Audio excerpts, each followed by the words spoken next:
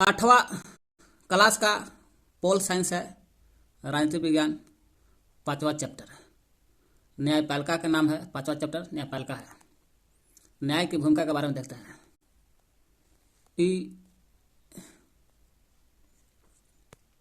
आज हम लोग पढ़ते हैं न्यायपालिका की भूमिका के बारे में देखते हैं। कानून का शासन को लागू करने के लिए हमारे पास एक न्याय व्यवस्था है। कानून को लागू करना है, कानून का जो शासन है, कैसा कानून का शासन होगा, यही कानून का शासन है।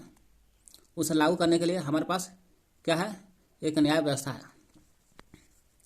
इस व्यवस्था का मतलब कि न्याय व्यवस्था में बहुत सारी अदालतें हैं, बहुत सारा अदालत है जहां नागरिक वही अदालत में नागरिक न्याय के लिए जा सकते हैं। कहने का मतलब कि कानून का शासन लागू करने के लिए क्या होता है, एक न्याय है। वो न्याय का क्या नाम है, अदालत है। कानून का शासन करने के लिए न्याय का नाम है अदालत। यही अदालत में नागरिक लोग न्याय के लिए जाते हैं। फिर आगे है सरकार का अंग देखते हैं। सरकार का अंग अदालत तो ही है। सरकार का अंग होने के नाते न्यायपालिका, यही अदालत को न्यायपालिका कहते हैं। जहां न्याय दिलाया जाता है वो न्यायपालिका है। वो न्यायपालिका भी भारतीय लोकतंत्र की व्यवस्था बनाए रखने में अहम भूमिका निभाता है। अदालत तो लोकतंत्र को बनेले रहता है। सरकार का अंग होने के नाते न्यायपालिका क्या है, सरकार का अंग है। इसलिए सरकार का अंग होने के नाते न्यायपालिका भी भारतीय लोकतंत्र जो है उस व्यवस्था को, लोकतंत्र की व्यवस्था को बनाए रखता है। अदालतें बहुत सारे, जहां अदालत जो कानून शासन को लागू करता है, अदालत जिसको न्यायपालिका कहते हैं, वही अदालतें बहुत सारे मदद पर फैसले सुनाती है। अदालत बहुत सारे मुद्दों पर फैसला सुनाती है। चाहे लड़ाई झगड़ा का मुद्दा रहे, कुछ चीज़ का मुद्दा रहे, उस पर अदालत फैसला सुनाती है। वे अदालत यह तय कर सकती है कि शिक्षकों को विद्यार्थियों की पिटाई नहीं करनी चाहिए। अदालत यह भी तय करता है कि शिक्षक जो भी होगा वो विद्यार्थी को पिटाई नहीं कर सकते हैं। यही अदालत ही मुद्दा पर फैसला सुनाती है।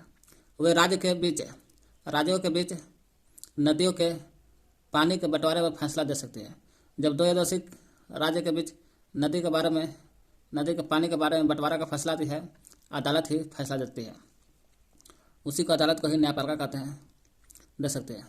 वे किसी अपराध के लिए लोगों की सजा भी दे सकता है, अदालत है ना। हम लोग क्या कहते हैं, कानून का शासन लागू करने का काम अदालत है। यही अदालत न्यायपालिका कहलाता है। यही अदालत में नागरिक लोग अपना न्याय के लिए जाते हैं। सरकार का अंग है कौन, न्यायपालिका। अदालत भी एक न्यायपालिका है। यही न्यायपालिका सरकार का अंग है, इसलिए भारतीय लोकतंत्र को बनाए रहता है न्यायपालिका, है ना। जो गलती करेगा न्यायपालिका न्याय दिलाकर उसको सजा दिलाता है, ताकि लोकतंत्र बना रहेगा। अदालत बहुत सारे मुद्दों पर फैसला सुनाता है, जैसे शिक्षक को विद्यार्थियों की पिटाई न करें, और राज्यों के बीच नदी के पानी के बंटवारे के बारे में फैसला देता है, और अपराध के लिए लोगों को सजा भी देता है अदालत। नेक्स्ट, न्यायपालिका के कार्यों को मोटे तौर पर 3 भागों में बांटा जाता है। न्यायपालिका का जो कार्य है, न्यायपालिका के कार्य जो है तो 3 भागों में बांटा जाता है। कौन कौन 3 भाग है? पहला भाग है विवादों का निपटारा करता है। न्यायपालिका का मतलब कि विवादों का निपटारा करता है। न्यायपालिका के कार्य विवादों का निपटारा करता है। यही न्यायपालिका कानून की रक्षा भी करता है। न्यायपालिका विवाद को तो निपटारा करता है, कानून की रक्षा भी करता है, मौलिक अधिकार की भी क्रियान्वयन करता है। हाँ, कानून की भी रक्षा, मौलिक अधिकार की भी रक्षा, यही मौलिक अधिकार के क्रियान्वयन भी करता है न्यायपालिका में आता है अदालत। यही न्यायपालिका का कार्य है न्यायिक समीक्षा मतलब कि न्याय दिलाने का काम करता है। विवादों का निपटारा, कानून की रक्षा करना, मौलिक अधिकार का क्रियान्वयन करना, न्यायिक समीक्षा करना न्यायपालिका का काम है। नेक्स्ट यही है विवादों का निपटारा करना। पहले देखते हैं कार्यपालिका का काम है। पहले हम लोग पढ़ते हैं विवादों का निपटारा करना, उसके बाद पढ़ेंगे ये दोनों का। तो पहले देखते हैं कार्यपालिका का काम है विवाद जो है, विवाद को निपटारा करता है, खत्म करता है न्यायपालिका। न्यायिक व्यवस्था वही न्यायपालिका है। नागरिकों नागरिकों के बीच, और नागरिक और सरकार के बीच, या दो राज्यों की सरकारों के बीच, और केंद्र सरकार और राज्य सरकार के बीच जो पैदा होने वाले जो विवाद होता है, वो विवादों का हल की क्रियाविधि करता है कौन? विवादों का निपटारा करता है कौन? न्यायपालिका। न्यायपालिका में यानी कि सुप्रीम कोर्ट करता है। और न्यायिक समीक्षा दूसरा है, विवादों का निपटारा कर दिया कौन? देख लिए। न्यायिक समीक्षा भी है। न्यायिक समीक्षा को भी हल करता है कौन? तो न्यायपालिका काम है। न्यायिक न्यायपालिका न से न्यायिक समीक्षा को भी हल करता है। देखिए कैसे। संविधान की व्याख्या का मुख्य अधिकार मुख्य रूप से न्यायपालिका के पास ही होता है। संविधान की जो व्याख्या करना है, कौन गलत है कौन सही है, उसका मुख्य अधिकार किसके पास है? तो संविधान की व्याख्या करना है तो न्यायपालिका के पास ही है, कोई नहीं है। संविधान की व्याख्या करने का अधिकार सिर्फ एक आदमी का है, उसका नाम है न्यायपालिका। यही न्यायपालिका संविधान की व्याख्या कर सकता है, इसलिए ही लगा है। इस नाते यदि न्यायपालिका को ऐसा लगता है कि संसद द्वारा पारित किया गया कोई कानून संविधान के आधारभूत ढांचे, संविधान में जो ढांचा जो दिया गया है, जो नियम लिखल गया है, वो ढांचे को उल्लंघन करता है, तो वह उस कानून को भी रद्द कर सकता है। और जब उस कानून को रद्द कर ही देगा कौन? न्यायपालिका। तो इसे कहते हैं न्यायिक समीक्षा कहा जाता है। न्यायिक समीक्षा का मतलब क्या हुआ?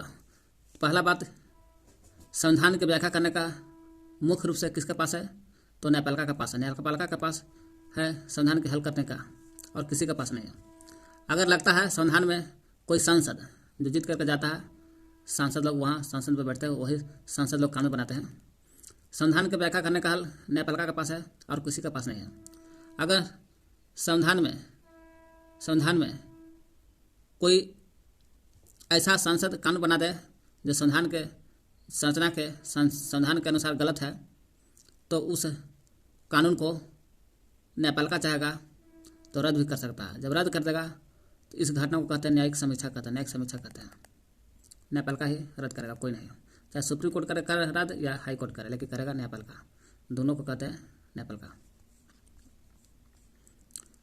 कानून की रक्षा करना न्यायपालिका का काम है, कानून की भी रक्षा करेगा, और जो मौलिक अधिकार है उसका क्रियान्वयन करता है। अगर देश के किसी नागरिक को ऐसा लगता है, देश के नागरिक हैं, तो तुमको ऐसा लगता है कि उसका मौलिक अधिकार, नागरिक के मौलिक अधिकार का उल्लंघन हुआ है, तो वह सर्वोच्च न्यायालय, सुप्रीम कोर्ट या उच्च न्यायालय, हाई कोर्ट जा सकता है कि मेरा मौलिक अधिकार का उल्लंघन हो रहा है।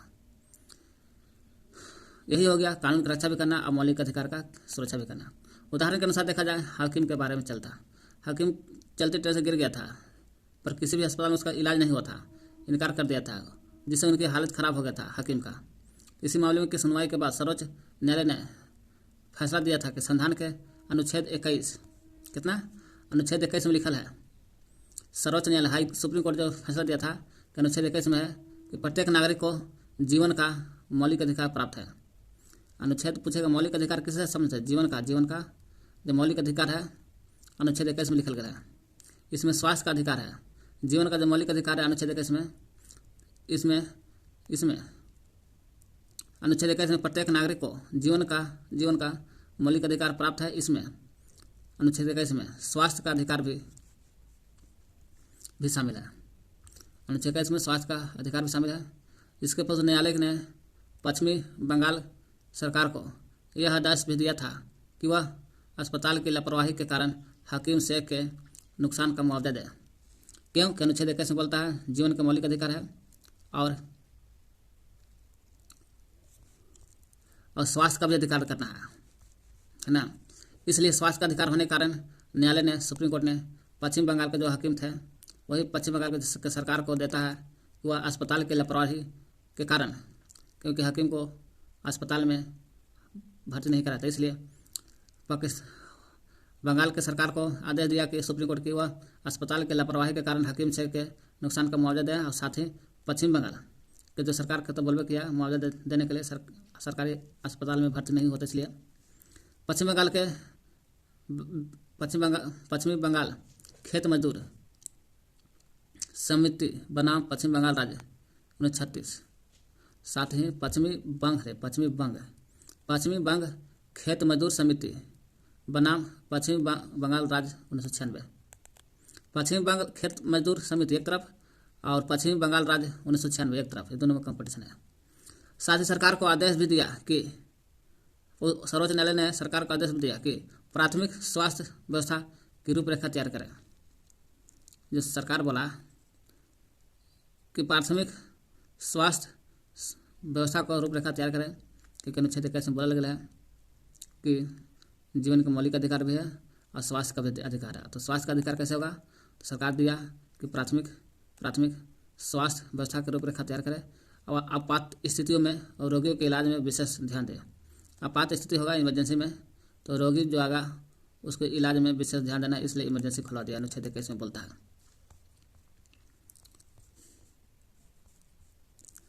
स्वतंत्र न्यायपालिका क्या होती है? स्वतंत्र न्यायपालिका क्या होती है? तो अमीर और ताकतवर लोगों, उसी के बारे में देखते हैं। स्वतंत्र में न्यायपालिका को होना चाहिए स्वतंत्र, किसी पर दबाव नहीं, और यही न्यायपालिका संविधान की व्याख्या करता है। अमीर हो या ताकतवर लोग या नेता हो, सभी के द्वारा न्याय व्यवस्था या न्यायिक प्रक्रिया को प्रभावित किया जा सकता है। ऐसी संभावना से बचाव के लिए, जब प्रभावित होगा तो उसी से बचाने के लिए भारतीय संविधान में भारतीय न्यायपालिका को इस दखल अंदाजी से मुक्त किया, अर्थात पूरी तरह से स्वतंत्र रखा गया। कहा कि अमीर लोग और गरीब लोग या बड़े बड़े नेता लोग अगर न्यायालय व्यवस्था को या न्यायिक प्रक्रिया को प्रभावित करते हैं, इसलिए संविधान में लिखल गया है कि भारतीय संविधान में लिखल गया है कि भारतीय न्यायपालिका को दखल अंदाजी से मुक्त करें। भारतीय न्यायपालिका का किया मुक्त करें ताकि किसी को सजा दिला सके। इसलिए पूरी तरह से न्यायपालिका है स्वतंत्र कराती है। न्यायपालिका स्वतंत्र होती है ताकि किसी को सजा दे सके। भारतीय संविधान में भारतीय न्यायपालिका को दखल अंदाजी से मुक्त किया जाए, यानी कि स्वतंत्र रखा जाए न्यायपालिका को। इस स्वतंत्रता का एक पहलू भी है। क्यों स्वतंत्र रखा जा रहा है? इसका एक और कारण है, शक्तियों का बंटवारा है। स्वतंत्रता का एक पहलू क्या है? न्यायपालिका जो स्वतंत्र है, उसका न्यायपालिका स्वतंत्र होने के कारण तो शक्तियों का बंटवारा। इसका मतलब है कि विधायिका और कार्यपालिका जैसी सरकार की अन्य शाखाएं न्यायपालिका के काम में दखल नहीं दे सकती। स्वतंत्र है न्यायपालिका इसलिए कि शक्ति का जब बंटवारा होगा, हाई कोर्ट सुप्रीम कोर्ट सबके, न्यायपालिका की शक्ति अलग है, कार्यपालिका का शक्ति अलग है, विधायिका का शक्ति अलग है। वही स्वतंत्र का एक पहलू है शक्तियों का बंटवारा। शक्ति का बंटवारा का मतलब है कि विधायिका जो कानून बनाता है, संसद लोग, उन लोग, और कार्यपालिका जो कानून को लागू करता है, वो जैसे सरकार की अन्य शाखाएं न्यायपालिका के काम में दखल नहीं दे सके, है ना। जब न्यायालय जब दंड देगा तो विधायिका और कार्यपालिका का जो शक्ति अलग अलग है, न्यायपालिका की भी शक्ति अलग अलग है, तो विधायिका और कार्यपालिका न्यायपालिका के काम में दखल न दे, इसमें भेड़ भाड़ मत करो। विधायिका अपनी जगह पर, कार्यपालिका अपनी जगह पर, और न्यायपालिका अपनी जगह पर काम करेगा। अदालतें सरकार के अधीन नहीं है। अदालत जो भी है, चाहे supreme court, high court, district court, वो सभी कहते हैं न्यायपालिका कहिए या अदालत कहिए, सरकार के अधीन नहीं है, और नहीं वह सरकार के ओर से काम करती है। न सरकार के अधीन है और न सरकार की ओर से काम करता है न्यायपालिका। भारतीय संविधान में भारतीय न्यायपालिका को दखल अंदाजी से मुक्त किया है, स्वतंत्र रखा। स्वतंत्रता का मतलब है शक्तियों का बंटवारा। विधायिका की शक्ति अलग है, कार्यपालिका का अलग है, न्यायपालिका का अलग है। तीनों एक दूसरे में दखल अंदाजी नहीं करता है ना। अदालत जो है या न्यायपालिका जो है सरकार के अधीन नहीं होता है, और न ही वह सरकार के लिए काम करता है अदालत। शक्तियों के इस बंटवारे को दुरुस्त रखने के लिए यह भी महत्वपूर्ण है। शक्ति मतलब का विधायिका, कार्यपालिका और न्यायपालिका का शक्ति को बंटवारा कर दिया, तो उसके लिए एक महत्वपूर्ण बात है कि उच्च न्यायालय जो होता है राज्य में, उच्च न्यायालय, सर्वोच्च न्यायालय जो दिल्ली में है, कि सभी न्यायाधीशों की नियुक्ति में सरकार की अन्य शाखाओं का कोई दखल न हो। इसलिए एक बार नियुक्ति हो जाने के बाद किसी भी न्यायाधीश को हटाना बहुत मुश्किल होता है।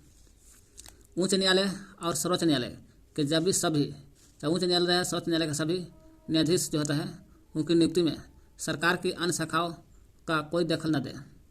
जब उच्च न्यायालय या सर्वोच्च न्यायालय के जो न्यायाधीश बनते हैं, इनकी नियुक्ति होता है, सरकार का अन्य शाखा हो गया, अन्य शाखा कहने का मतलब कि बिहार पुलिस, फलना पुलिस, कुछ भी, या कार्यपालिका रहे, विधायिका रहे, तो भेड़ भाड़ नहीं करता। उच्च न्यायालय है, सर्वोच्च न्यायालय के न्यायाधीश की नियुक्ति में कोई भेड़ भाड़ नहीं करते, स्वतंत्र होते हैं। वही कहा, उच्च न्यायालय और सर्वोच्च न्यायालय के सभी न्यायाधीशों की नियुक्ति में सरकार की जो अन्य शाखा है उसका कोई दखल अंदाजी नहीं करता है, न्यायाधीश की नियुक्ति में कोई दखल अंदाजी नहीं। इसलिए न्यायाधीश की एक बार नियुक्ति हो जाता है तो हो जाने के बाद किसी भी न्यायाधीश को हटाना बहुत मुश्किल हो जाता है। क्यों? क्योंकि सरकार का अन्य शाखा के इसमें कोई भीड़ भाड़ करना, दखल अंदाजी करने का हक नहीं रहता, इसलिए न्यायाधीश को हटाना भी मुश्किल है। स्वतंत्र न्यायालय, स्वतंत्र न्यायपालिका का अनिवार्य होती है। स्वतंत्र न्यायपालिका अनिवार्य होती है। अनिवार्य का मतलब का, जब न्यायपालिका कैसा होता है, न्यायपालिका स्वतंत्र होना, ऐसा अनिवार्य कर दिया है कि स्वतंत्र रहेगा, नहीं तो नहीं रहेगा न्यायपालिका। न्यायपालिका की यह स्वतंत्रता अदालतों को भारी ताकत देती है। इसके आधार पर वह विधायिका और न्यायपालिका द्वारा जो शक्ति के दुरुपयोग को भी रोक सकता है। न्यायपालिका के जो स्वतंत्र होने के कारण क्या है, न्यायपालिका का जब स्वतंत्र हो जाता है तो स्वतंत्र हो गया न्यायपालिका, तो न्यायपालिका में भी न्यायपालिका के अंदर ही आता है अदालत। इसलिए अदालत को भारी पूरा ताकत हो जाता है कि किसी को गलत है, गलत का सज़ा मिलेगा, सही है उसको इज्जत करके छोड़ दिया जाएगा, इसमें कोई छिड़काई नहीं करेगा। अदालत को भारी ताकत दी जाती है और यही अदालत का ताकत बढ़ जाता है, जिसके कारण उसी के आधार पर, अदालत के आधार पर विधायिका और कार्यपालिका द्वारा जो शक्ति का दुरुपयोग करता है, विधायिका भी चाहेगा तो गलत बना सकता है कानून, कार्यपालिका भी चाहेगा तो कोई गलत कानून बना सकता है। ये दोनों के शक्ति को दुरुपयोग को रोक सकता है कौन? न्यायपालिका। इसलिए न्यायपालिका को स्वतंत्र रखा जाता है। न्यायपालिका देश के नागरिकों के मौलिक अधिकारों की रक्षा में भी अहम भूमिका निभाता है। देश के नागरिक है, मौलिक अधिकार की रक्षा करता है न्यायपालिका, और खास करके सुप्रीम कोर्ट, हाई कोर्ट दोनों यह भूमिका निभाते हैं। क्योंकि अगर किसी को लगता है कि अधिकारों का उल्लंघन हो रहा है, मौलिक अधिकार जो है उसका उल्लंघन हो रहा है, तो अधिकारों का उल्लंघन हो रहा है, मौलिक अधिकार किसी व्यक्ति को लगता है तो वह अदालत में जा सकता है, अदालत में न्यायपालिका में जा सकता है और न्याय की प्राप्ति कर सकता है कि हमको ये मौलिक अधिकार नहीं मिल रहा है, दरवाज़ा खटखटा सकता है।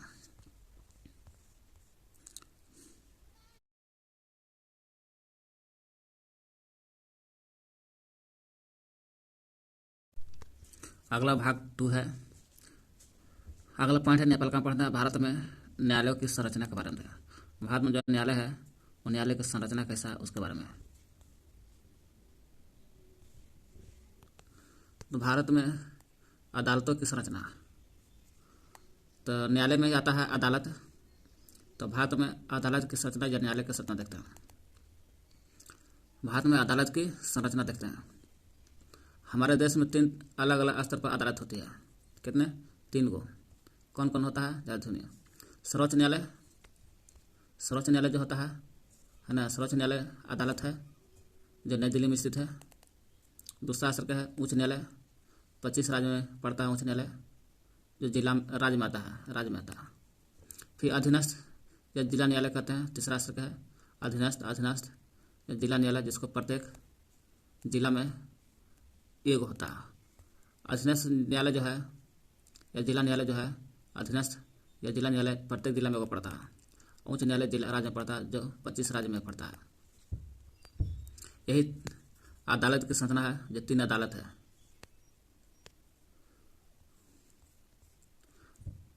तो पहले हम लोग नीचे से पढ़ेंगे अधीनस्थ न्यायालय, जिला न्यायालय को पढ़ेंगे जो प्रत्येक जिला में पड़ता है ना। तो अधीनस्थ न्यायालय या जिला न्यायालय के बारे में देखते हैं हम लोग।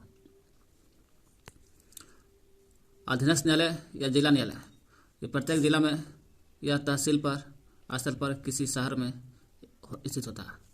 पूछेगा जिला न्यायालय कहाँ पड़ता है, तो आपको जिला न्यायालय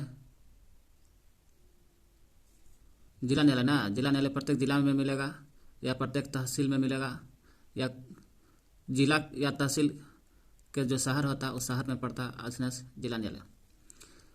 इन अदालतों से लोगों का सबसे अधिक ताल्लुक होता है। जिला न्यायालय से लोगों का सबसे अधिक ताल्लुक लगाव रहता है, क्योंकि नज़दीक ना है, इस चलते। इसके बाद राज्य में जाता है, फिर देश में जाता है। अधीनस्थ अदालतों को कोई अलग अलग नामों से समझ करते हैं। अधीनस्थ न्यायालय जो इसको अलग अलग नाम से है, कौन कौन?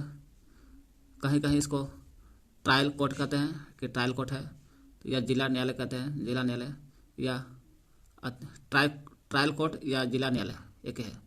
अतिरिक्त सत्र न्यायालय, ट्रायल कोर्ट जिला न्यायालय तो है, उसके अतिरिक्त सत्र न्यायालय, प्रधान न्यायिक मजिस्ट्रेट, प्रधान न्यायिक मजिस्ट्रेट, मेट्रोपॉलिटन कहते हैं, मेट्रोपॉलिटन मेट्रोपॉलिटन मजिस्ट्रेट एक है, सिविल जज न्यायालय, सिविल जज न्यायालय आदि नामों से बुलाया जाता है। पूछेगा अधीनस्थ या जिला न्यायालय कहाँ है, तो प्रत्येक जिला में, या तहसील के जो शहर उस शहर में होता है। लोगों का सबसे अधिक ताल्लुक रहता है तो हाँ ताल्लुक रहता है। इसको अलग अलग नाम क्या है, तो ट्रायल कोर्ट या जिला न्यायालय कहते हैं, ट्रायल कोर्ट या जिला न्यायालय, या सत्र न्यायालय, या प्रधान न्यायिक मजिस्ट्रेट, प्रधान न्यायिक या मेट्रोपॉलिटन मजिस्ट्रेट कहते हैं। सिविल जज न्यायालय नाम से जाना जाता है, जिला न्यायालय को जाते हैं। क्या हो गया, ट्रायल कोर्ट या जिला न्यायालय एक, सत्र न्यायालय दो, प्रधान न्यायिक 3, मेट्रोपॉलिटन मजिस्ट्रेट 4 नाम से हो गया। सिविल जज न्यायालय 5 हो गया, 1 2 3 4 5।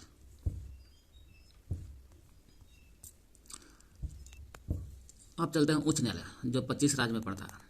प्रत्येक राज्य का एक उच्च न्यायालय होता है। प्रत्येक राज्य चाहे 28 राज्य है लेकिन है 25 राज्य में उच्च न्यायालय होता है, जिसको हाई कोर्ट कहते हैं। उच्च न्यायालय की स्थापना सबसे पहले 1862 ईस्वी में कलकत्ता, बम्बई, मद्रास, कलकत्ता, बम्बई, मद्रास में किए थे। ये तीनों प्रेसिडेंसी शहर थे। कैसा शहर थे, कलकत्ता, मुंबई, मद्रास। 1862 में सबसे पहले उच्च न्यायालय हाई कोर्ट की स्थापना हॉल था, जो प्रेसिडेंसी शहर के नाम से जानते हैं। दिल्ली उच्च न्यायालय का गठन 1966 में था। सबसे पहले 1862 ईस्वी में कलकत्ता, बम्बई, मद्रास में उच्च न्यायालय की स्थापना हुआ, जो प्रेसिडेंसी शहर थे। 1862 के बाद सीधे 1966, लगभग साल भर के बाद, मैंने सालों भर से ज़्यादा, 1862 1966 तक 4 साल, 1 साल 4 साल बाद, 100 बरस और 4 साल आओ, 104 बरस बाद होता दिल्ली उच्च न्यायालय का गठन 1966 में होता। जब दिल्ली उच्च न्यायालय का स्थापना का गठन होला 1966 में, तो आज देश में 25 गो उच्च न्यायालय है। कितना, 25 उच्च न्यायालय है देश में, मैंने राज्य में। बहुत सारे राज्यों के अपने अपने उच्च न्यायालय है। बहुत सारा जैसा है ना अपना अपना उच्च न्यायालय रख लिया है, जबकि पंजाब और हरियाणा जो है इनका साझा उच्च न्यायालय है जो चंडीगढ़ में। तो जो पंजाब हरियाणा के उच्च न्यायालय के साथ साझा है ना, और उसका उच्च न्यायालय का चंडीगढ़ में। दूसरी तरफ 4 पूर्वोत्तर राज्य में, असम हो गया, नागालैंड हो गया, मिजोरम हो गया, अरुणाचल प्रदेश और का गुवाहाटी में एक उच्च न्यायालय है। देखिए अरुणाचल प्रदेश ऊपर से ये अरुणाचल प्रदेश सटले असम, ये पूरा असम है, असम, अरुणाचल प्रदेश, असम, फिर नागालैंड, फिर सीधे मणिपुर छोड़ करके सीधा ये मिजोरम। अरुणाचल प्रदेश, असम, नागालैंड, मणिपुर छोड़ करके सीधे मिजोरम, असम, अरुणाचल, असम, नागालैंड और मिजोरम। इस सब की राजधानी कहाँ है, असम में पड़ता है गुवाहाटी है। सबका हाई कोर्ट का है गुवाहाटी में पड़ता है, यही गुवाहाटी है। देख लिए पूर्वोत्तर राज्य तरफ जाइएगा तो असम, अरुणाचल प्रदेश के नीचे आइएगा तो असम के नीचे बगल में, और असम से सटा हुआ राज्य नागालैंड, अरुणाचल प्रदेश से सटा हुआ राज्य नागालैंड, और सबसे नीचे आइए मिजोरम। इस सभी का उच्च न्यायालय है, हाई कोर्ट है ना, गुवाहाटी में पड़ता है। गुवाहाटी क्या कहते हैं हम लोग, उच्च न्यायालय के प्रत्येक राज्य में पड़ता है। सबसे पहले 1862 ईस्वी में उच्च न्यायालय का हाई कोर्ट का स्थापना हॉल था, कलकत्ता, बम्बई, मद्रास जब हॉल था उसमें प्रेसिडेंसी शहर था तीनों। 1966 में दिल्ली उच्च न्यायालय का गठन 1966 में होला, और 25 राज्य उच्च न्यायालय है देश में। सभी का अपना अपना उच्च न्यायालय होता है, लेकिन पंजाब हरियाणा के साझा उच्च न्यायालय चंडीगढ़ में पड़ता है। और अरुणाचल प्रदेश के नीचे असम, अरुणाचल प्रदेश दोनों सटा हुआ नागालैंड और मिजोरम के सबसे नीचे है। इसका असम में पड़ता गुवाहाटी, यहीं हाई कोर्ट है, साझा है इसका भी। अब चलते 1 जनवरी 2019 से 1 जनवरी 2019 से आंध्र प्रदेश अमरावती में पड़ता है, और तेलंगाना हैदराबाद में अलग अलग उच्च न्यायालय हो गया। पूछेगा ऐसे आंध्र प्रदेश अलग हॉल था, तेलंगाना 2014 को 1 जून के देख लीजिएगा इसने। तो 1 जनवरी 2019 से 1 जनवरी जब 2019 आता तब से आंध्र प्रदेश के हाई कोर्ट बन गया अमरावती, क्योंकि आंध्र प्रदेश का राजधानी है अमरावती और तेलंगाना की राजधानी हैदराबाद है, इसलिए इनका अलग अलग हाई कोर्ट हो गया। कब, 1 जनवरी 2019 से। ज़्यादा से ज़्यादा लोगों के नज़दीक पहुंचने के लिए कुछ उच्च न्यायालय के राज्य के अन्य हिस्सों में खंडपीठ बेंच शाखा भी होता है, ताकि ज़्यादा से ज़्यादा लोगों को पहुँच हो सके हाई कोर्ट में। ये देखिए राजस्थान, राजस्थान उच्च न्यायालय जोधपुर में है। राजस्थान उच्च न्यायालय जोधपुर, जोधपुर। राजस्थान उच्च न्यायालय का स्थापना हल था 1949 में था, 1949 में, है ना। राजस्थान जो उच्च न्यायालय हल था 1949 में। 1862 में हल था किसको? बम्बई, मद्रास, कोलकाता, जिसमें तीनों प्रेसिडेंसी शहर थे। और उन्हें उसके बाद होता राजस्थान का 1949 में। 49 के बाद दिल्ली का हल था 1966 में। तो राजस्थान उच्च न्यायालय 1949 में हल था। राजस्थान उच्च न्यायालय की खंडपीठ जयपुर है। कहाँ है? देखिए ऐसे राजस्थान उच्च न्यायालय का न्यायालय जोधपुर में है, इसका खंडपीठ है जयपुर। ये जोधपुर है, जोधपुर में उच्च न्यायालय है, जयपुर इसका खंडपीठ है। राजस्थान उच्च न्यायालय के खंडपीठ पूछेगा तो जयपुर में खंडपीठ है, जयपुर में। खंडपीठ इसलिए कहते हैं कि जैसे राजस्थान उच्च न्यायालय का जोधपुर हो गया, है ना, लेकिन अपनी सुविधा के लिए ज़्यादा से ज़्यादा लोगों को पहुँचने के लिए एक ही राज्य में क्या को खंडपीठ बना दिया जाता है, जैसे जयपुर में खंडपीठ हो गया, ताकि ज़्यादा से ज़्यादा लोगों को पहुँच हो सके। उच्च न्यायालय के ऊपर सर्वोच्च न्यायालय होता है। उच्च न्यायालय के ऊपर सर्वोच्च न्यायालय है। सर्वोच्च न्यायालय के बारे में देखते हैं हम लोग। सर्वोच्च न्यायालय सुप्रीम कोर्ट देखते हैं। उस सर्वोच्च न्यायालय के ऊपर उच्च न्यायालय जो है हाई कोर्ट 25 राज्य में है, ओकर ऊपर सर्वोच्च न्यायालय है जो नई दिल्ली में 1962 में होता है, सबसे पहले स्थापना 66 में, 1966 में। देश की सबसे बड़ी अदालत है जो नई दिल्ली में है, जिसका स्थापना 1966 में होता है। देश के मुख्य न्यायाधीश, देश के मुख्य न्यायाधीश, देश के मुख्य न्यायाधीश सर्वोच्च न्यायालय के मुखिया होते हैं। देश के जो मुख्य न्यायाधीश होते हैं ना, देश के मुख्य न्यायाधीश है, तो हाँ, तो देश के मुख्य न्यायाधीश है तो सोच लो तो सर्वोच्च न्यायालय के मुखिया है। तो ही कह रहा देश के तो मुख्य न्यायाधीश है, तो हाँ, तो मुख्य न्यायाधीश है तो सर्वोच्च न्यायालय के मुख्य होता है। तो देश के मुख्य न्यायाधीश है तो सोच लो कि देश के मुख्य न्यायाधीश बन गए ना, तो सर्वोच्च न्यायालय के भी मुखिया कहलाएगा, मुखिया कहलाएगा। जो देश का मुख्य न्यायाधीश कहलाएगा वो फैसला न्यायालय सुप्रीम कोर्ट का मुखिया कहलाएगा। वही सर्वोच्च न्यायालय के फैसला देश के बाकी सारे अदालत के मानने पड़ता है। सर्वोच्च न्यायालय जो फैसला दे दिया, देश के सभी अदालत, हाई कोर्ट है या डिस्ट्रिक्ट कोर्ट है, सभी को मानने पड़ता है कि सुप्रीम कोर्ट फैसला दे दिया। इसलिए सर्वोच्च न्यायालय क्या है, हाई कोर्ट के ऊपर है। नई दिल्ली में, देश की सबसे बड़ी अदालत नई दिल्ली में, जो 1966 में स्थापना था। देश का जो मुखिया होता है वही सर्वोच्च न्यायालय का, देश का मुख्य न्यायाधीश सर्वोच्च न्यायालय का मुखिया कहलाता है। सर्वोच्च न्यायालय का जो फैसला हो गया सभी अदालत को मानने पड़ता है, फैसला यही हो गया। नेक्स्ट, भारतीय सर्वोच्च न्यायालय दिल्ली, नई दिल्ली, स्थापना 26 जनवरी 1950। ठीक है, भारतीय सर्वोच्च न्यायालय दिल्ली में दिखा रहा है, स्थापना दिखा रहा है 26 जनवरी 1950 में, जब मेरा देश गणतंत्र हुआ था उस समय स्थापना लेवल बनल था 1966 में। देखिए क्या लिख रहा,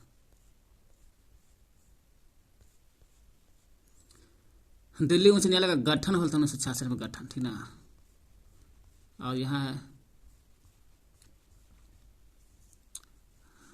भारतीय सर्वोच्च न्यायालय दिल्ली में है, स्थापना हुआ था 26 जनवरी 1950 को। 1949 में हुआ था राजस्थान उच्च न्यायालय का स्थापना, और 26 जनवरी 1950 को जब गणतंत्र संविधान लागू हुआ था उस समय स्थापना हुआ था दिल्ली उच्च न्यायालय के, सुप्रीम कोर्ट के। 26 जनवरी 1950 को गठन हुआ था, 16 बरस बाद 1966 को। अपने पूर्ववर्ती फेडरल कोर्ट ऑफ इंडिया की भारतीय न्यायालय भी पहले संसद भवन के भीतर चैम्बर ऑफ प्रिंसेस में हुआ करता था। कह रहा अपने पूर्ववर्ती, पहले इसका नाम था पूर्ववर्ती में, पहले जब नई दिल्ली नहीं था तब federal court of India, federal court of India, federal court of India की भारतीय न्यायालय भी पहले संसद भवन के भीतर चैम्बर ऑफ प्रिंसेस में हुआ करता था। फेडरल कोर्ट ऑफ इंडिया की भारतीय न्यायालय भी, फेडरल कोर्ट ऑफ इंडिया के जो है भारतीय न्यायालय भी पहले संसद भवन के भीतर चैम्बर ऑफ प्रिंसेस में हुआ करता था पहले। इसे 1958 में इसे इमारत में स्थापित कर दिया गया, है ना। 1958 में फेडरल कोर्ट ऑफ इंडिया के, है ना, 1958 में इमारत में स्थानांतरित कर दिया गया। 8 बरस बाद 1958 में इस इमारत में स्थापित कर दिया गया संसद भवन दिल्ली में। सुप्रीम कोर्ट का। एकीकृत न्यायिक व्यवस्था। एकीकृत न्यायिक व्यवस्था मतलब कि सभी को एक समान न्याय दिलाना। इसका मतलब है कि ऊपरी अदालत के फैसला नीचे की सारी अदालत को मानना पड़ता है। एकीकृत न्यायिक व्यवस्था का मतलब होता है ना, एकीकृत न्यायिक व्यवस्था का मतलब होता है, हम लोग जानेंगे आज के बाद, ऊपरी अदालत जो दे दिया फैसला वो नीचे की सारी अदालत को मानना पड़ेगा। सर्वोच्च न्यायालय किसी भी उच्च न्यायालय का कोई भी मुकदमा अपने पास मंगवा सकता है। सर्वोच्च न्यायालय जो है सुप्रीम कोर्ट 1966 में गठन होल था और 50 में 26 जनवरी 1950 को स्थापना होल था। वही सर्वोच्च न्यायालय चाहेगा तो कोई भी हाई कोर्ट का मुकदमा अपने पास मंगवा सकता है कि बिहार के हाई कोर्ट का मुकदमा दिल्ली में भेज दो, उत्तर प्रदेश का हाई कोर्ट का मुकदमा दिल्ली भेज दो, अपने पास मंगवा सकता है। किसी एक उच्च न्यायालय में चल रहे मुकदमे को दूसरे उच्च न्यायालय में भेजवा सकता है। वो तो ये कहबे करेगा हाई कोर्ट सुप्रीम कोर्ट कोई भी हाई कोर्ट का मुकदमा हमारे पास भेज दो। ओकरा अलावा एक उच्च न्यायालय, पहला उच्च न्यायालय हाई कोर्ट का मुकदमा दूसरे हाई कोर्ट के मुकदमा में भेजवा सकता है, दूसरे हाई कोर्ट में उस मुकदमा को भेजवा सकता है। कोई एक उच्च न्यायालय में चल रहा जो मुकदमा है उस मुकदमा को लेकर इस उच्च न्यायालय में सही नहीं कर रहा है तो दूसरा उच्च न्यायालय में भेजवा सकता है। इसका काम है सुप्रीम कोर्ट कर सकता है, कोई नहीं दिल्ली से करवा सकता कोई नहीं। न्यायालय में अपील की व्यवस्था है, भेजा सकता है। न्यायालय में देखा जाए न्यायालय में अपील की भी व्यवस्था है। क्या है? अपील की व्यवस्था है। कोई भी न्यायालय में अपील कर सकते हैं कि हमको काम नहीं हो रहा। निचली अदालत के फैसले के विरुद्ध जब कोई पक्ष उस पर पुनर्विचार के लिए ऊपरी न्यायालय में जाता है तो उसे अपील करना कहा जाता है। न्यायालय में क्या होता है? अपील कर सकता है कि नहीं कर सकता है। अपील क्या होता है? जब निचली अदालत जैसे सुप्रीम कोर्ट है और नीचे है हाई कोर्ट, तो हाई कोर्ट होगा निचली अदालत। हाई कोर्ट के फैसला के विरुद्ध जब कोई पक्ष उस पर पुनर्विचार कि हाई कोर्ट गलत काम किया है कि सही किया है उसके बारे में दोबारा सोचने के लिए ऊपरी न्यायालय में, यानी कि ऊपरी न्यायालय में हाई कोर्ट अगर गलती किया उसको पुनर्विचार करने के लिए कह दे कि हाई कोर्ट गलत किया और हाई कोर्ट कहेगा हम सही किया फैसला दिया, उसी को दोबारा पुनर्विचार के लिए उसी के बारे में सही गलत करवाने के लिए आप फिर से निचली से ऊपरी न्यायालय में जाते हैं केस करने, तो उसे कहते हैं अपील करना कि हम अपील करेंगे हाई कोर्ट में या सुप्रीम कोर्ट में, हाई कोर्ट से सुप्रीम कोर्ट में, जिला से हाई कोर्ट में, हाई कोर्ट से सुप्रीम कोर्ट में जा सकते हैं, इसी को कहते हैं अपील। राज्य दिल्ली प्रशासन बनाम लक्ष्मण कुमार मुकेश की कहानी है इसमें, ठीक ना। सुधा का पति लक्ष्मण कुमार और उसकी मां शकुंतला को उम्र कैद की सजा भाई सुभाष चंद्र को बारी कर दिया गया। 1985 में सर्वोच्च न्यायालय का फैसला आता है, 1985 में सर्वोच्च न्यायालय का फैसला आता है, उसी कहानी है। इंडियन फेडरेशन ऑफ वुम लॉयर्स, महिला संगठन द्वारा जनहित याचिका। ये क्या है? इंडियन फेडरेशन पहला 1985 में सर्वोच्च न्यायालय का फैसला था। 1985 में Indian federation of women lawyers, Indian federation of woman औरत महिला lawyers, Indian federation of women lawyers, महिला संगठन द्वारा जनहित याचिका का नाम इसका। नवंबर 1983 में उच्च न्यायालय में अपील होता है ना। सर्वोच्च न्यायालय 1985 में सर्वोच्च न्यायालय ने फैसला किया और नवंबर 1983 में उच्च न्यायालय में अपील किया गया था। दिसंबर 1980 में निचली अदालत, 2 दिसंबर 1980 को सुधा के अस्पताल में मौत, सुधा का परिवार वालों की तरफ से मुकदमा दायर था। एक ही कहानी और का यहीं से 2 दिसंबर को सुधा का मौत होल था। दिसंबर 1980 में निचली अदालत में फैसला होल था, अदालत में केस होता है। 80 के बाद 83 में उच्च न्यायालय में नवंबर 1983 में अब न्यायालय में अपील होल था उच्च न्यायालय में। फिर Indian federation of women lawyers, महिला संगठन द्वारा जनहित याचिका फिर होल था, लिखा कि गलत फैसला दिया। तो फिर 83 के बाद 85 में सर्वोच्च न्यायालय का फैसला होल था। यही कहते हैं अपील हो गया और का, जिसको कहते हैं PIL।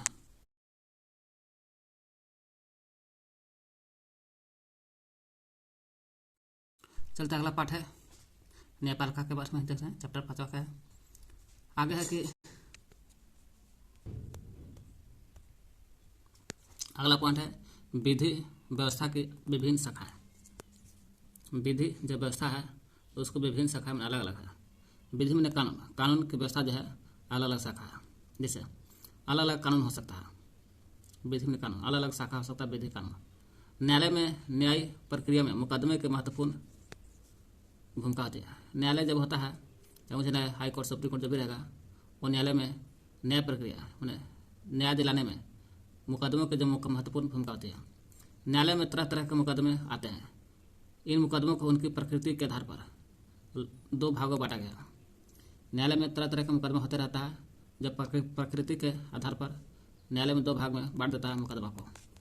पहला कौन कौन है, यही है।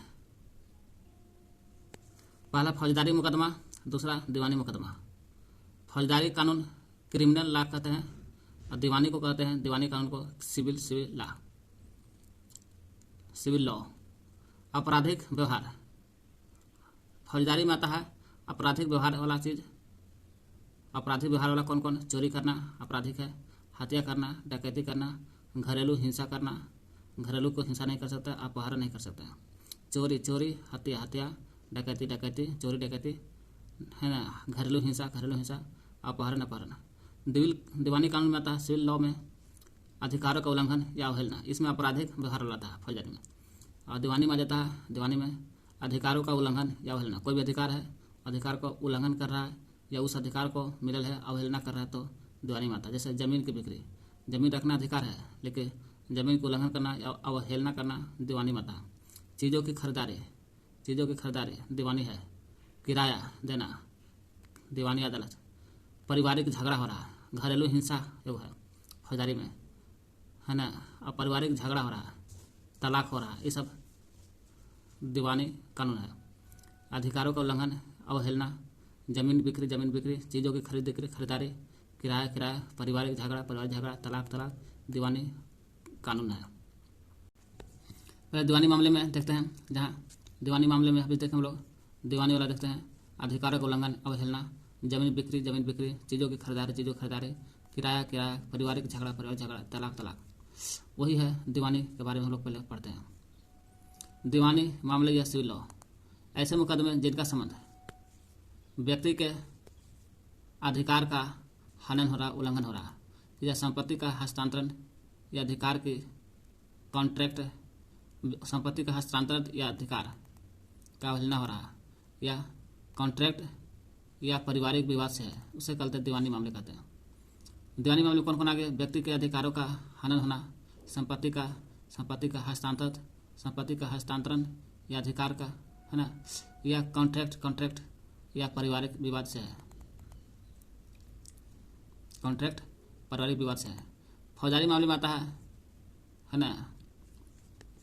फौजदारी मामले में देखें भी क्रिमिनल लॉ में वह सारे मुकदमे जिनका संबंध आपराधिक कृत्य से है, आपराधिक मामला वाला सब होता है फौजदारी में। हत्या करना, डकैती, मारपीट, बलात्कार है ना, का फौजदारी में। आपराधिक व्यवहार वाला आता है चोरी करना, हत्या, डकैती, घरेलू हिंसा, अपहरण। तो क्या कहते हैं हम लोग दीवानी मामले में व्यक्ति के अधिकारों का हनन होना, संपत्ति का हस्तांतरण या अधिकार, कॉन्ट्रैक्ट परिवार विवाद से है। फौजदारी मामले में आता है आपराधिक कृत्य वाला चीज आता है, हत्या, डकैती, मारपीट, बलात्कार और घरेलू हिंसा भी, डकैती भी। किसी व्यवसाय के विभिन्न शाखाएं है ना। दहेज हत्या का यह मामला समाज के विरुद्ध अपराध श्रेणी में आता है। दहेज मामला जो है समाज के विरुद्ध अपराध माना जाता है। दहेज हत्या हो गया तो समाज में इसको अपराध माना जाता है। यह आपराधिक फौजदारी कानून का उल्लंघन है ना। फौजदारी कानून के अलावा हमारी विधि व्यवस्था दीवानी कानून या सिविल लॉ से संबंधित कोई भी देखता है। फौजदारी दीवानी कानून बीच फर्क समझने के नीचे दी गई तालिका है। फौजदारी और दीवानी कानून में अंतर क्या है? ऐसे व्यवहार या क्रिया से संबंधित है जिन्हें कानून में अपराध माना जाता है।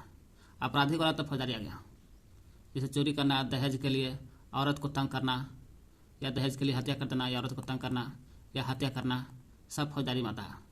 दीवानी में देखते हैं इसका संबंध, दीवानी में आता है इसका संबंध व्यक्ति के विशेष के अधिकारों का उल्लंघन होना या अवहेलना होना दीवानी में आता है। उदाहरण के जमीन की अधिकार बिक्री के लिए है, चीज़ों की खरीदारी, किराया, तलाक आदि से दीवानी है। फौजदारी में आता है इसमें सबसे पहले आमतौर पर प्रथम सूचना रिपोर्ट प्राथमिक FIR दर्ज कराई जाती है। इसके बाद पुलिस अपराध की जांच, पुलिस इसके बाद FIR दर्ज होता है। उसके बाद अपराध की जांच के लिए पुलिस करती है और अदालत में केस फाइल करती है। अगर व्यक्ति दोषी पाया जाता है तो उसे जेल के खाया जाता है, उस पर जुर्माना भी किया जाता है। कह रहा है फौजदारी में चोरी दहेज के लिए तंग करना या हत्या करना है ये है। इसमें प्रथम सूचना रिपोर्ट यानी ये रिपोर्ट या प्राथमिकी FIR दर्ज करा जाता है। इसके बाद पुलिस जांच करता है। जांच के बाद अगर दोषी पाया जाता है तो जेल भेजा जाता है। और दीवानी कानून में होता है ना, अधिकारों को उल्लंघन क्या लेना तो ही है। जमीन की बिक्री चीज़ों की खरीदारी, किराया, तलाक से संबंधित है, संबंधित विवाद से है। इसमें प्रभावित पक्ष की ओर से न्यायालय में एक याचिका दायर की जाती है। प्रभावित जो पक्ष है, जिसको जमीन बिक्री में तंग हो रहा है, चीज़ों की खरीदारी में, किराए में, तलाक में जिसको प्रभाव किया जाता है, उसको वही प्रभावित पक्ष की ओर से न्यायालय में एक याचिका PIL दायर की जाती है। अगर मामला किराए से संबंधित है तो मकान मालिक या किराएदार मुकदमा दायर कर सकता है।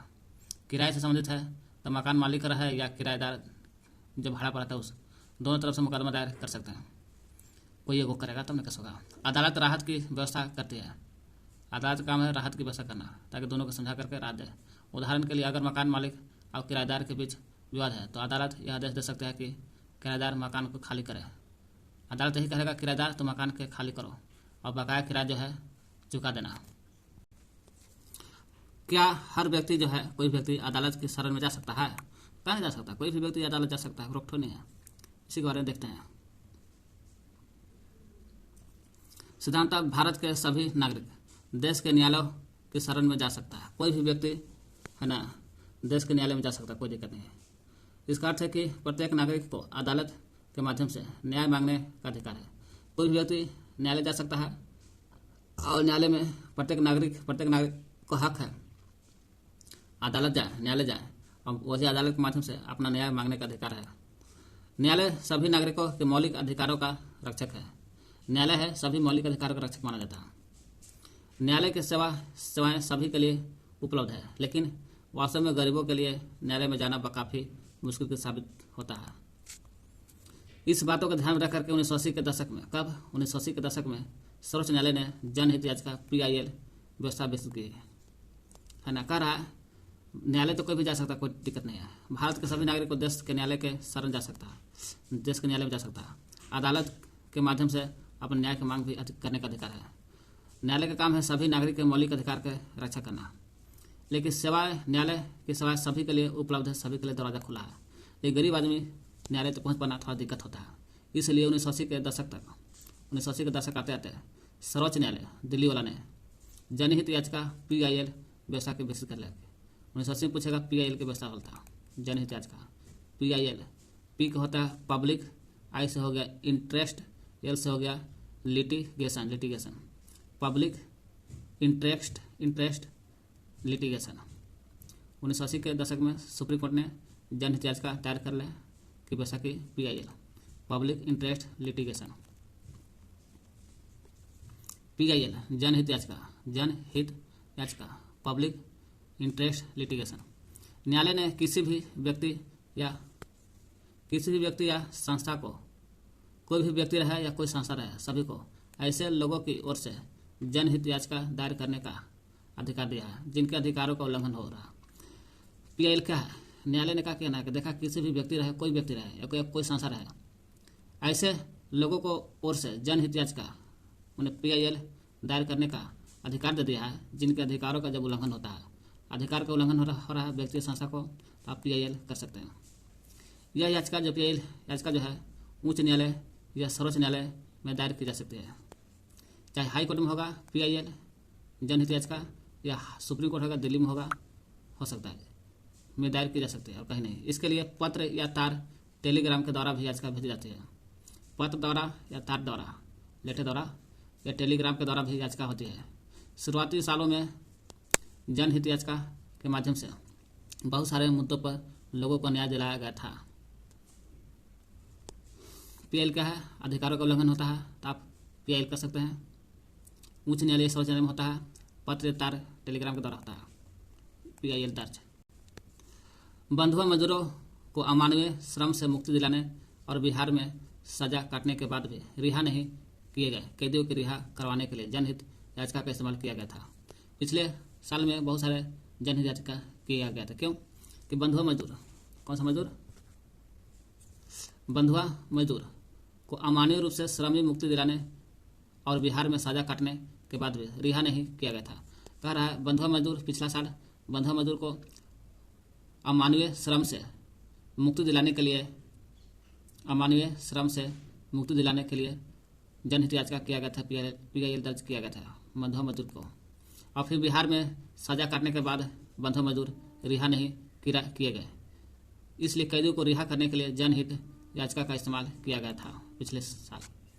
सरकारी और सरकारी सहायता प्राप्त स्कूलों में, सरकारी स्कूल हो या सरकारी से सहायता मिलने वाला प्राइवेट स्कूल हो, जो भी बच्चों को दोपहर का जो भोजन मिलता है उसे मिड डे मील कहते हैं। दोपहर का जो भोजन मिलता है उसे मिड डे मील दिया जाता है। उसकी व्यवस्था भी एक जनहित याचिका के फलस्वरूप हुई है। जनहित याचिका जो हुआ इसी के देन से हुआ है मिड डे मील। 2001 में राजस्थान और उड़ीसा में पड़े सूखे की वजह से लाखों लोगों के सामने भोजन के भारी अभाव पैदा हो गया था। 2001 में का होल था ना, राजस्थान और उड़ीसा में सूखा पड़ गया था, अकाल हो गया था, राजस्थान में भी और उड़ीसा में, इसलिए भोजन का बहुत अभाव हुआ था 2001 में। इसको उतना पढ़ेगा तो नहीं है, देख लीजिएगा रोक के मन होगा तो। जनहित याचिका द्वारा PIL द्वारा सर्वोच्च न्याय तक ज़्यादा से ज़्यादा लोगों की पहुंच स्थापित करने का प्रयास किया जाता है। जनहित याचिका क्यों होता है? ताकि सर्वोच्च न्याय तक, माने उसके जहां अधिकार का उल्लंघन हो रहा है उसके न्याय तक ज़्यादा से ज़्यादा लोगों की पहुंच स्थापित हो, है ना, इसलिए जनहित याचिका किया जाता है। आम आदमी के लिए अदालत तक पहुंचना ही न्याय तक पहुंचना होता है। आम आदमी के लिए अदालत तक पहुंचना ही कहलाता है। आम आदमी अदालत पहुंच गया तो समझ के न्याय तक पहुंच गया। आम आदमी के लिए अदालत तक पहुंचना ही न्याय तक पहुंचना होता है। अदालतों ने नागरिकों के मौलिक अधिकारों की व्यवस्था में एक अहम भूमिका निभाती है। अदालत जो है नागरिक के मौलिक अधिकार की भूमिका निभाता है। अदालत न्यायिक जो भी कराएगा, सुप्रीम कोर्ट, हाई कोर्ट सब। संविधान के अनुच्छेद 21 की व्याख्या करने के बाद यह कहा गया है, अनुच्छेद 21 में कहा गया है, संविधान का जो अनुच्छेद पड़ता है 21 में व्याख्या हुआ। अब व्याख्या करके कहा गया है कि जीवन के अधिकार में भोजन का अधिकार भी शामिल होता है। जीवन का जो अधिकार होता है उसको में अनुच्छेद 21 में बोला गया है, जीवन का जो अधिकार है उसमें भोजन का अधिकार भी शामिल किया गया है।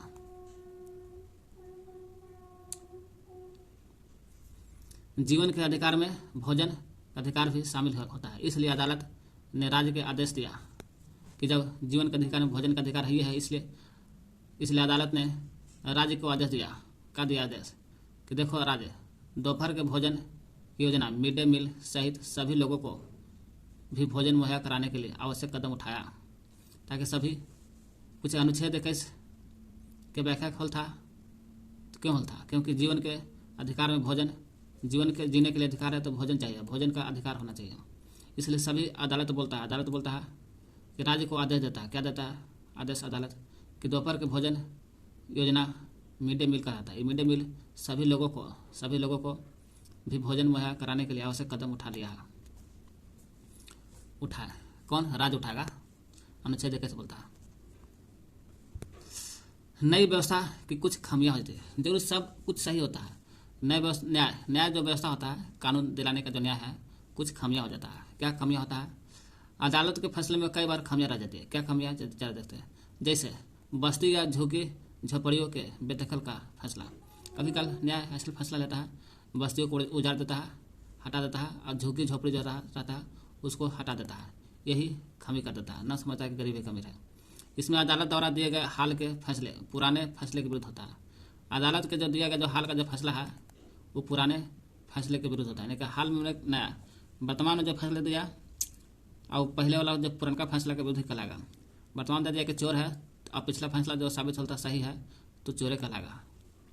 हाल वाला फैसला से निर्णय निकलता है, रिजल्ट निकलता है। हाल के फैसला में झुग्गी वासियों का शहर में, हाल के जो फैसला है यही हाल के झुग्गी वासियों के शहर में घुसपैठियों की तरह देखा जा रहा है। झुग्गी वासियों का जो शहर है, इस शहर में घुसपैठियों की तरह देखा जाता है। किसको? हाल के फैसला में। जबकि पहले वाले फैसला, ये पहले वाला फैसला पुराना का, पहले वाले फैसले जैसे 1985 में ओल्गा टेलिस बनाम बम्बई नगर।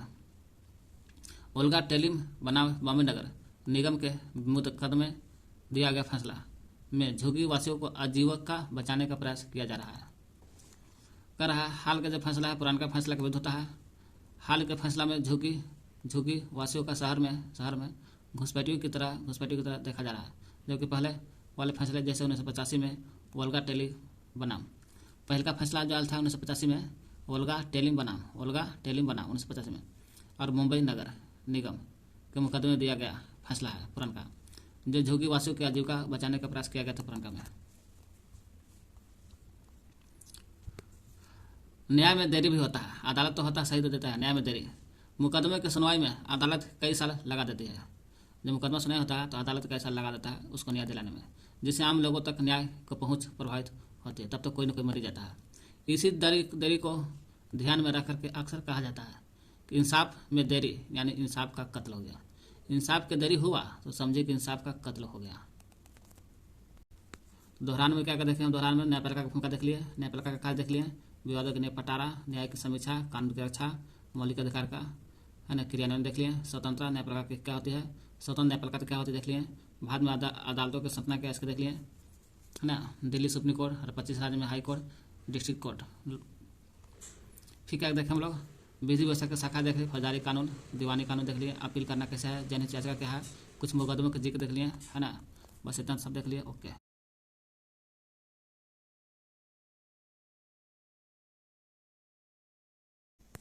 तो इसको पढ़ लेना है।